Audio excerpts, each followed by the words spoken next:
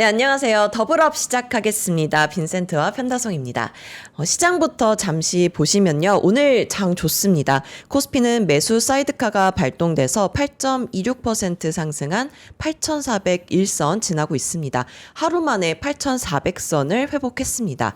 그리고 코스닥은 3.5% 상승 중입니다. 오른쪽 화면 보시겠습니다. 수급 보시면 드디어 외국인이 돌아왔습니다. 계속해서 순매도세를 보이던 외국인이 9시 10분경부터 순매수세로 돌아섰습니다. 정말 오랜만에 보는 모습이고요. 그리고 종목 보시면 오늘 코스피 코스닥 전반적으로 빨간불 켜고 있고요. 반도체 톱톱도 강한 모습 보여주고 있습니다. 네, 오늘 시장 흐름 좋은데요. 오늘 시장 어떻게 대응하고 전략 세우면 좋을지 윤정식 상무님과 함께 이야기 나눠보겠습니다. 어서 오세요. 어서 오세요. 자, 상무님. 외국인이 돌아왔습니다. 그러니까요. 뭔가 바뀐 건가요? 사실 오늘 오면서 어떤 말씀을 드릴까 하다가 외국인 매도가 좀 지속이 될 것 같다. 사실 이 말씀 드리려고 생각을 했는데 오늘 딱 왔는데 오면서 보니까 장 시작해서 보니까 외국인 매수로 딱 네. 돌아서더라고요. 그래서 외국인이 매수가 들어왔네 라고 생각을 했는데 좀 근본적인 부분들을 좀 살펴봐야 될 것 같습니다. 외국인이 좀 일시적으로 매수가 들어온 부분일 것 같고요. 외국인이 지속적으로 매수를 지금 들어오기에는 쉽지 않은 환경이에요. 그러니까 외국인이 들어올 때 물론 최근 들어서 일부 증권사에서 외국인 개인 투자자분들의 매수가 허용이 되면서 좀 들어오는 자금들이 있고 이게 상당히 좀 유망주죠. 어떻게 보면 이런 부분들을 좀 기대를 할 수는 있는데 어쩔 수 없이 지금 외국인 자금의 대부분은 외국인 기관 자금이거든요. 외국인 펀드 자금인데 네. 여기 꽉 차 있거든요. 한국인 꽉 차서 흘러 넘칩니다. 흘러 넘쳐서 이렇게 매일 파는데도 불구하고 계속 넘친 상태이기 때문에 이 부분은 계속 좀 덜어야 될 것 같고요. 국내 주식시장에 대한 저 개인적인 뷰지만 좀 더 상승에 대한 부분들을 보고 있기 때문에 이런 부분들을 본다라면 외국인은 매수로 돌아서기에는 지금 단기적으로는 좀 쉽지 않고요. 그러니까 외국인이 한국 시장을 바라볼 수 있는 기준이 조금은 달라져야 되는데 지금은 조금 이머징에 좀 더 가까운 부분인데 뭐 MSCI라든지 선진 쪽으로 좀 더 갔을 때 새로운 기준, 그러니까 펀드에 대한 밸런스를 좀 더 다시 한번 맞춰줄 수 있는 이런 기준이 되지 않는 이상 지금 본격적인 매수로 돌아서기는 쉽지는 않은 상태인데 오늘 어찌됐든 뭐 매수로 돌아선다는 거는 뭐 좋은 부분이지만 이거는 좀 일시적인 모습일 가능성이 좀 높아 보이고요. 그래요? 네. 왜냐하면 그 말씀을 들으니까 그럴 수도 있는데 우리가 오늘 공교롭게 또 스페이스X가 상장을 하고 그동안 외국인이 왜 이렇게 팔아? 라고 하면 스페이스X 하려고 다 빼는 거야. 그런데 이머징 마켓에 있는 한국의 비중 조절이 여전히 발목을 잡는다라는 말씀이시잖아요. 그런데 뭐 이런 얘기도 있던데요. MSCI에 우리가 선진국의 워칭리스트에 들어가면 뭔가 좀 달라진다. 근데 그런 게 뭐 이번 달에 말이 될 수 있다. 이것은 신빙성이 좀 있는 겁니까? 사실 그 부분이 제일 기대하는 부분입니다. 제가 좀 전에도 말씀드렸지만 한국을 바라볼 수 있는 객관적인 기준이 좀 달라진다라면 지금 한국은 이머징에서 이 선진국 지수로 가는 초입 단계인 것 같아요. 지금 삼성전자와 SK 하이닉스가 대한민국 국민이 바라보기엔 정말 자신감 뿜뿜을 네. 만들어낼 수 있는 내후년 정도 되면 삼성전자 영업이익 1위 할 수 있고 세계 1등 된다면서요. 하이닉스 한 3위 정도 할 텐데 이런 기업을 한국이 보유하고 있고 이 기업의 주가가 많이 상승을 하고 있잖아요. 그러니까 이런 세계 1등과 3등을 보유하고 있는 나라기 때문에 이제는 좀 더 선진 지수 갈 수 있고 개인 투자자들도 상당히 좀 적극적으로 들어오고 있고 이 투자에 대한 질이 조금은 바뀌고 있는 물론 최근에 변동성은 좀 있었지만 이 질이 좀 바뀌고 있는 상황에서 외국인이 또 한국을 바라보고 있는 눈도 조금씩 달라지고 있는데 눈만 달라지는 게 아니라 한국 바라볼 수 있는 객관적인 기준 MSCI 워칭 리스트에 들어간다라면 이 부분은 굉장히 좋거든요. 그래서 이 부분이 확정이 된다라면 확실하게 좀 더 외국인의 매도를 좀 중단시킬 수 있는 요인이 되는데 이 부분이 정해지기 전까지는 아직은 외국인에 대한 투자가 확실하게 매수로 돌아가기까지는 조금은 고민이 되는 그런 상황인 것 같습니다. 그래요. 왜냐하면 아까 말씀하셨던 것처럼 우리 시장을 중장기적으로 봐야 된다라는 시각도 있지만 여전히 양극화 그리고 수출 주도형 그리고 돈 버는 기업은 정해져 있고 여전히 시크릿컬에서 벗어나지 못한다라는 악재들 우려감이 있지 않습니까? 한국은 그동안 20-30년 동안 투자를 해봤으나 돈을 벌 때는 화끈하게 벌지만 결국 이 주기 시크릿컬에서는 벗어날 수가 없다. 중장기적으로 투자하기는 참 어렵다라는 시각도 꽤 논리적으로 있는데 그럼에도 불구하고 중장기적으로 우리 시장을 바라볼 이유가 하나 있다면 어떤 게 있을까요? 반도체죠. 이게 반도체도 사실 시클리컬의 모습으로 볼 수 있었는데 최근에 좀 달라진 부분이 있었죠. 반도체가 그동안은 메모리 반도체, 그러니까 디램이냐 낸드냐 이 부분이 어디에서 많이 팔리느냐 시기도 순환 사이클도 있었고요. 연중에서도 뭐 4분기에 많이 팔리는 이런 모습들까지 있었는데 지금은 사실 산업이 구조적으로 좀 바뀌었죠.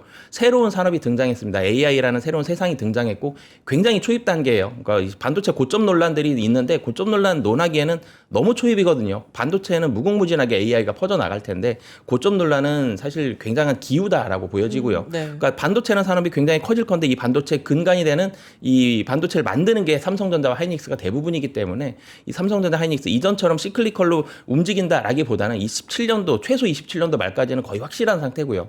28년도 약간의 물음표가 있지만 그럼에도 불구하고 28년도 실적도 굉장히 좋을 거기 때문에 28년도까지 바라봤을 때 실적이 계속적으로 커진다. 물론 이제 두 종목으로 영업이익이 거의 다 쏠려 있는 게 조금은 아쉬운 부분이긴 합니다만 이 두 종목만 외국인이 사더라도 국내 시장은 상당히 좀 매력적인 시장이기 때문에 국내 시장 시클리컬 이전 모습들보다는 확실하게 좀 좋아진 모습들이 있다라고 보여집니다. 네, 국내 시장 볼 때 환율도 굉장히 중요하잖아요. 근데 환율이 계속 오르락내리락 반복을 하고 있지만 1,500원대 아래로는 떨어지지 않는 모습이에요. 계속해서 이렇게 흘러갈까요? 아니면 진정이 될 수도 있을까요?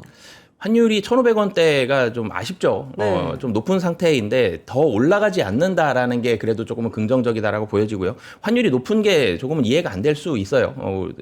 지금 외국인이 팔고 나간다는 부분은 아쉽지만 경상주식 흑자가 굉장히 좀 강한 그런 모습들을 좀 보여주고 있기 때문에 국내로 분명히 달러화가 많이 들어왔을 텐데 근데 수요와 공급이 맞서야 되는 상황인데 네. 환율 한마디로 은행 가서 환율을 달러 주세요라는 사람과 달러 팔래요라는 사람이 만나서 여기서 환율이 결정이 돼야 되는데 달러 팔래요라는 사람이 안 가져오고 집에 가지고 있다라는 거죠. 물론 개인들도 달러를 가지고 있을 수 있겠습니다만 상당히 많은 반도체 기업들 어제 같은 경우도 그래서 기업들 불러서 정부에서 요청을 좀 했죠. 달러 가지고 있지 말고 좀 내놔주세요라고 요청을 했는데 뭐 기업들 입장에서 달러가 미국에 투자할 용도도 있겠지만 달러가 오를 것 같았기 때문에 들고 있었던 요인도 있거든요. 시장에서 만나야 되는데 만나기 위해서는 가지고 나와야 되는데 가지고 나오지 않았던 부분이 있습니다. 근데 분명히 한국에 있는 달러가 굉장히 많거든요. 그래서 달러가 더 올라가는 부분들은 좀 제한적일 걸로 보여지고요. 그래서 환율이 1,500원이라는 높은 상태인 점은 아쉽지만 여기서 더 튀고 올라가서 뭐 걱정스러운 부분이 추세적으로 뭐 1,600원이 갈 것이냐 이런 부분들까지는 걱정할 이유는 별로 없을 거라고 보여지고요. 더 올라간다라면 그때는 기업들 환율도 나올 걸로 보여지기 때문에 네. 달러 가지고 있어서 사실 한국 좋거든요. 그래서 환율 부분 크게 걱정하지 않아도 될 것 같습니다. 네, 근데 말씀하신 중에 삼성전자가 지금 13% 13% 요? 가량 네, 상승을 하고 아이고. 있습니다. 우리나라 시가총액 1위 종목이 그러니까요. 이렇게 급등을 하는 모습을 보이고 있는데 이게 그 삼성이 구글의 차세대 AI 칩의 일부 생산을 맡았다는 소식이 전해지면서 이렇게 급등을 하고 있는 것 같은데 이 부분에 대해서 어떻게 보시나요? 아, 그러니까 그런 속보가 네, 있었죠. 네. 속보가 떴어요. 이 삼성전자가 납품을 한다 이런 부분 분명히 긍정적이어서 오늘 상승폭을 좀 더 확대시킬 수 있는 요인인데 삼성전자가 그럼 왜 다시 오늘 많이 올랐을까? 사실 구글에 대한 뉴스도 작용을 했을 겁니다. 근데 오늘 삼성전자만 올랐으면 그 부분이 결정적이었을 텐데 SK 하이닉스도 같이 오르고 있죠. 물론 삼성이 조금 더 오르긴 했습니다만 그러면 왜 올랐을까라는 부분을 봐야 되는데 어제 같은 경우 SK 하이닉스의 생산량을 좀 더 늘리겠다라는 점과 SK 하이닉스에서 납품 업체들에게 마진을 좀 더 주겠다라는 점, 그러니까 가격을 좀 더 올려주겠다라는 점이 두 가지 호재 뉴스가 좀 작용을 했는데 그 얘기인 즉슨 반도체 시장은 여전히 고점이 아니라 여전히 훨씬 더 성장을 할 수 있다라는 거거든요. 그래서 이런 부분이 훨씬 더 중요하다라고 보여지고요.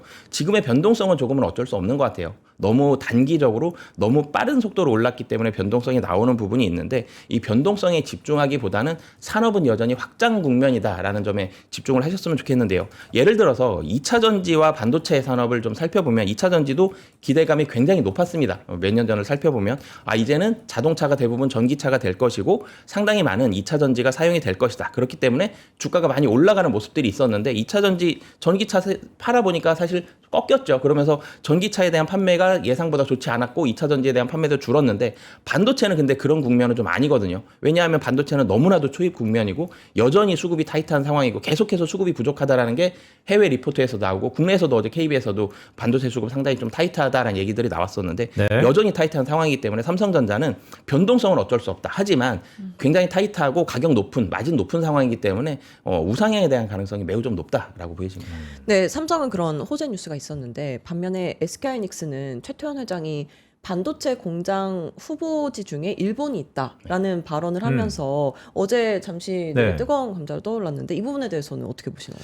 이게 사실 회사와 정부의 입장이 좀 갈릴 것 같아요. 정부에서는 뭐 김민석 총리는 국내로 많이 좀 유치를 해보겠다 이런 발언들을 네. 했었고 최태원 회장 같은 경우도 그렇고 사실 삼성도 그런 마음이 있을 거예요. 우리나라 말고 다른 나라로의 반도체 공장 확장도 이 좀 기대를 하고 있는 부분. 반도체는 부족해요. 부족하기 때문에 공장을 많이 만들어야 되고 더 만들어야 되는 그런 상황인데 이 지역을 그럼 전남으로 할 것이냐 아니면 충청도로 할 것이냐 일본으로 할 것이냐 이런 이 지역에 대한 부분들이 좀 있는데 어찌됐든 여기에서 주목을 해봐야 될 것 같은 경우는 대한민국 국민이라면 한국에 생기는 게 좀 더 좋아 보이죠. 근데 이 기업에 대한 투자자 입장에서는 어느 지역이 그럼 과연 더 유리할 것이냐. 일본 같은 경우 유리한 점은 일본에서 관련된 소재와 장비주들을 수급하는 데 좀 더 유리한 부분들이 있고 일본에서도 그 지역과의 무언가의 커뮤니케이션이 어느 정도는 좀 됐을 것으로 보여지거든요. 여기에서 확정적인 그런 모습들은 아니지만 반도체가 여전히 확장하고 있고 여전히 새로운 공장이 필요하다라는 근본적인 이 중요성에 좀 더 집중을 해보시는 게 좋을 것 같습니다. 반도체 공장도 사실 일자리 창출에 꽤 기여하죠.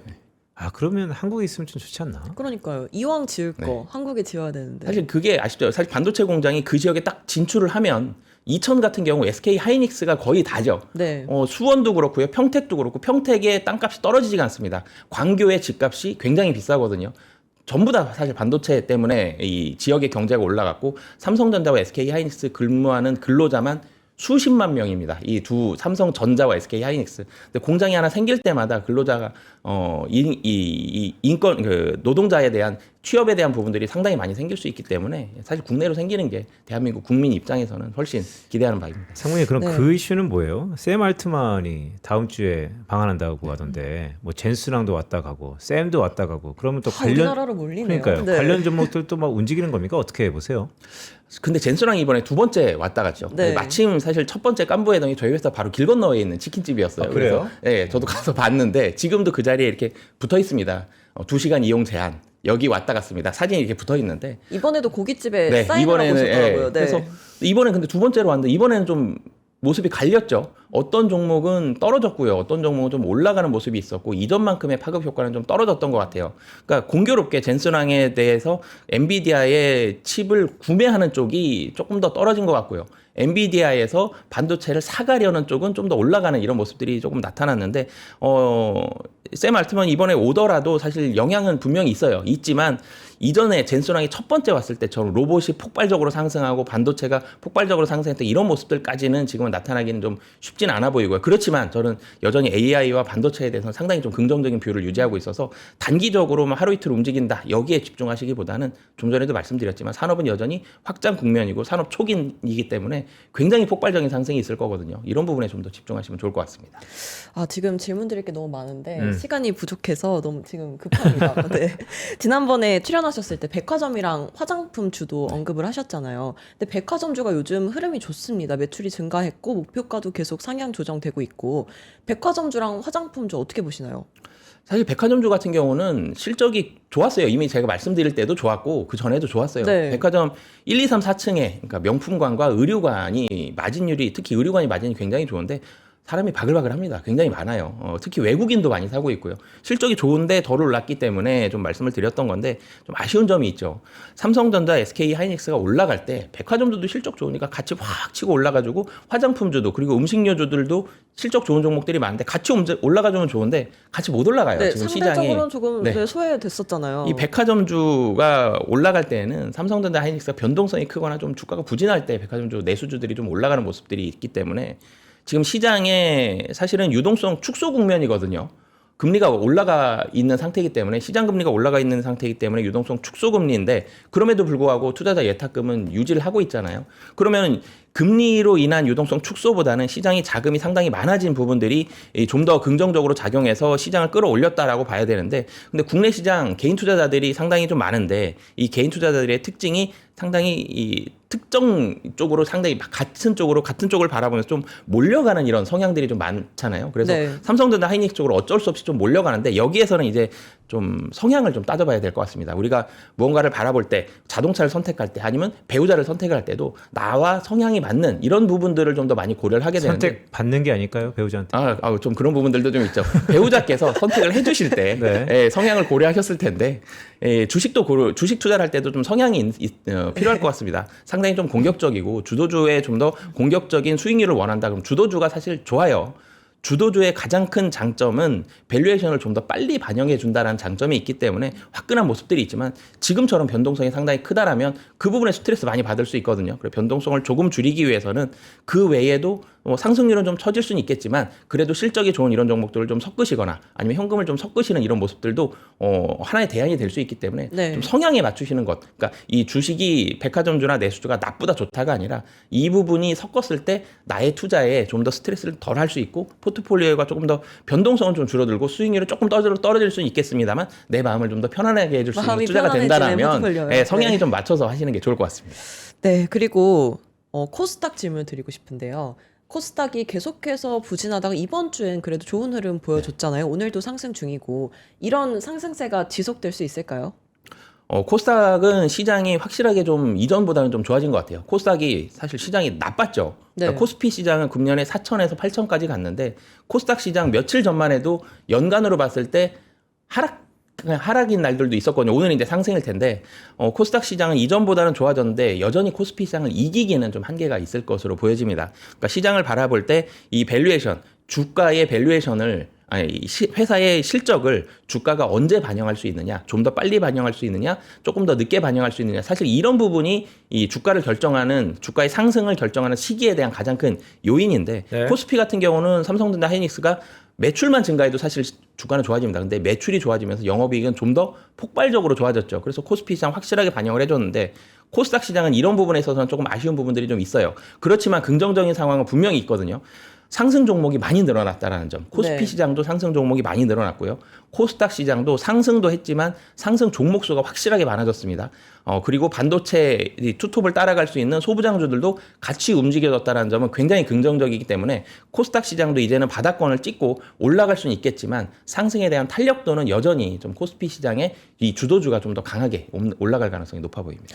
사실 제가 코스닥 종목 몇 개 갖고 있어서 떨어질 때 너무 불안하더라고요. 그래서 언제 이게 크게 반등할 수 있을까라는 생각을 계속 하고 있었는데 그럼 어떤 점이 개선되면 코스닥이 더 큰 상승세를 보일 수 있을까요?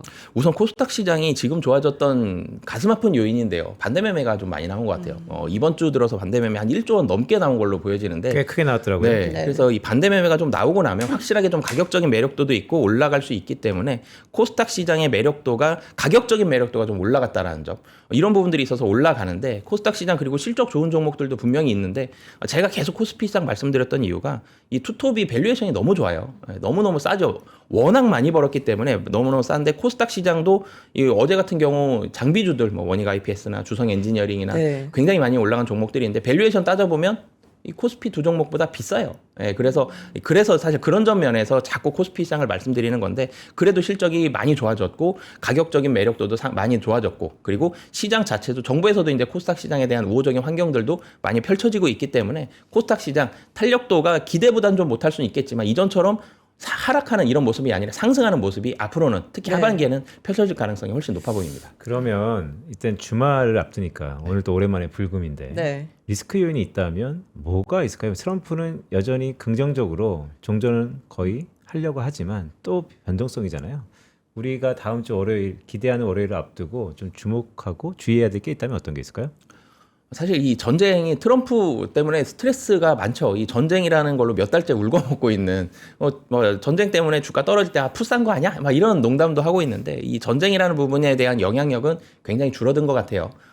이 전쟁에 대한 영향력에 주목을 하시기보다는 사실 시장에서 지금 제일 중요하게 바라보는 건 금리입니다. 네. 금리가 가장 중요하게 작용을 하고 있고 결국은 이 금리 때문에 반도체 기업들이 자금을 조달하는데 자금을 많이 조달하고 있고 증자로 조달하느냐 채권으로 조달하느냐 채권을 조달할 때 돈이 좀 더 들어가게 되겠죠. 이 금리가 그래서 반도체에 영향을 좀 많이 미쳤던 부분이 있고 조금 더 확산을 해보면 코스닥 시장에서 기대하고 있는 바이오까지도 금리의 영향을 많이 받거든요. 그래서 이 금리에 대한 부분을 주목을 해보셔야 될 것 같은데 금리 말씀을 조금만 더 드리면 다음 주든 다다음 주든 뭐 ECB가 어제 금리를 인하를 한번 했습니다만 인상. 인상을 했습니다만 FOMC에서도 금리 인상할 수도 있죠. 근데 금리 인상을 할 때 폭발적인 금리 인상은 좀 쉽진 않아 보여요. 하더라도 6월 한 번 정도. 18일이죠. 네. 네네. 다음 주 수요일 날, 다음 주 화요일에 BOJ도 있죠.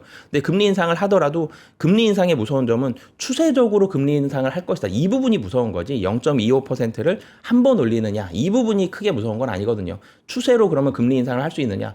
쉽지 않을 거라고 보입니다. 지금 경제가 조금씩 진정되어 가고 있는 상태고 지표들도 조금씩 잘 나오고 있어요. 근데 이런 상태에서 금리를 앞으로 더 올리겠습니다. 이 얘기 쉽게 못 하거든요. 이 얘기했다가 한번 망가져 버리면 다 책임져야 되기 때문에 그래서 금리에 대한 부분들은 걱정을 해야 되는 부분은 맞지만 우려감이 그렇게 크지는 않다라는 점을 말씀을 드리겠고요. 그렇기 때문에 다음 주에도 시장은 변동성이 충분히 나올 가능성이 높습니다. 변동성 나올 가능성이 높지만 변동성보다는 실적에 좀 더 주목을 하셔서 반도체 오늘 계속 많이 말씀을 드렸는데 반도체 계속적으로 좀 보셨으면 좋겠고요. 그리고 그 외에 변동성은 조금 더 줄이기 위해서 백화점도 말씀을 드렸잖아요. 그리고 뭐 2차 전지 같은 경우도 Q가 확실하게 좀 늘어나고 있어요. 이 Q가 늘어나는 이런 섹터들에 주목을 하셔서 그런 부분들도 조금씩 담으신다면 변동성을 좀 줄이는 그런 전략이 될 수 있을 것 같습니다. 네, 알겠습니다. 오늘 윤정식 상무님과 함께했습니다. 고맙습니다. 네, 고맙습니다. 감사합니다. 아니, 빈센트 제가 저번에 하락장일 때 네. 불안해요. 오늘 어떻게 투자해야 돼요? 이렇게 물어봤잖아요. 근데 오늘은 반대로 신나게 물어보고 싶습니다. 오늘 같은 장에서 네. 전략 어떻게 세워야 돼요? 어떤 마음으로 투자해야 될까요? 일단 세상의 중심은 매크로죠. 매크로 중에서도 금리입니다. 저도 이코노미스트로 한 10년 넘게 계속 매크로 지표를 보다 보니까 역시 세상의 중심은 매크로고 금리인 것 같습니다.